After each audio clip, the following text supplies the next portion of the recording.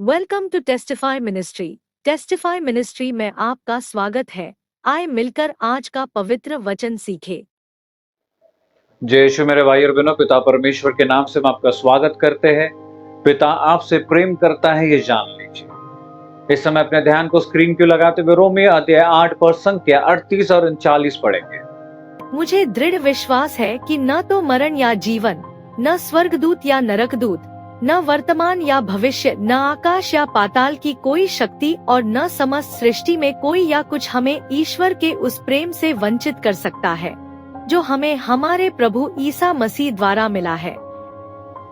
मेरे भाई और बहन, परमेश्वर का वचन आज हमसे कहता है, कोई भी चीज इस संसार में हमें उसके प्रेम से अलग नहीं कर सकता, क्योंकि उसने जो बलिदान दिया है वो बलिदान एक बार दिया है और वो कार्य अनंत जीवन तक होता है। वो छुटकारा जो हमें दिया है, वो प्रेम जो हमें दिया, वो उस करुणा जो हमें दी है, वो दया जो हमें हर सुबह मिलती है, वो आशीष जो हमें दिया गया है, उस चीजों से हमें कोई अलग नहीं करेगा। संत पौल कहता है कि परमेश्वर के प्रेम से मुझे कोई अलग नहीं कर सकता। उसी प्रकार हमारे जीवन में उसके आशीष से हमें कोई अलग नहीं कर सकता, उसकी दया से हमें कोई अलग नहीं कर सकता, उसकी कृपा से कोई अलग नहीं कर सकता। उसकी आशीष जो हमारे साथ रहती है, हमारे बच्चों के साथ रहती है, कोई भी अलग नहीं कर सकता हमें उससे। ना हमारा पाप, ना हमारा कोई कार्य उसके दया को हमारे जीवन से हटा सकता है। अगर वैसा होता तो आज हम ये सुबह देखते भी नहीं। मेरे भाई और बहनों, हमारे पापों को परमेश्वर याद नहीं करता, क्योंकि उसके बेटे के बलिदान के द्वारा जो लहू बहा है, वो उस लहू को हर बार देखता है। इसलिए वो हर बार हमें मौका देता है बदलने के लिए, हर बार हमारे पापों को सुधारने के लिए मौका देता है, क्योंकि उसकी दया से हमें कोई अलग नहीं कर सकता।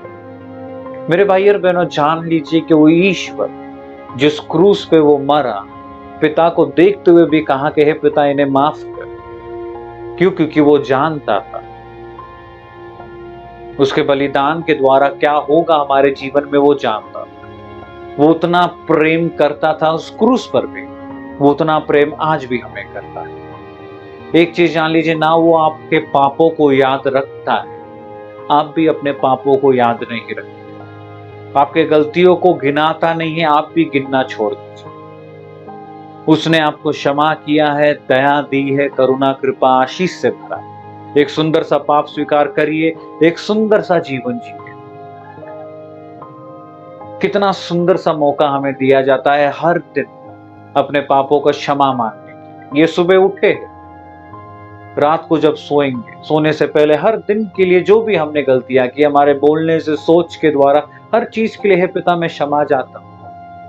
मैं जानता हूं कि तेरी आशीष मुझ पर हर दिन बनी रहती है। उस सुंदर सा प्रार्थना। मेरे भाई और बहनों, हर चीज आपके लिए होता है जिस प्रकार हमने सीखा है। कोई भी चीज आपको अलग नहीं कर सकता। वो आपके साथ है तो आपके विरुद्ध कौन होगा, ये भी जान लीजिए। आज वचन खुद कहता है, उसके प्रेम से आपको कोई नहीं हटा सकता, उसके दया से आपको कोई नहीं हटा सकता, उसके कृपा से आपको कोई नहीं हटा सकता, उसके सामने से आपको कोई नहीं हटा सकता।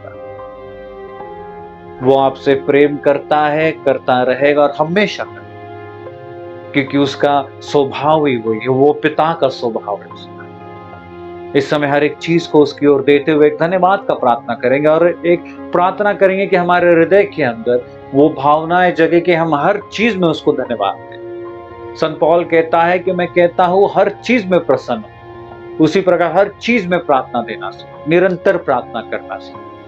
उस आशीष के लिए आज हम प्रार्थना करें। हे पिता परमेश्वर, हम धन्यवाद देते हैं। धन्यवाद कि कोई भी चीज हमें तेरे प्रेम से अलग नहीं कर सकती पिता, इसलिए तूने ये सुबह दिखाया है। तू हमारे पापों को याद नहीं करता, तेरे लहू, बेटे के लहू द्वारा तू हमें हर दिन शुद्ध करता है। धन्यवाद कि तेरे प्रेम के, तेरे करुणा कृपा दया से कोई हमें हटा नहीं सकता।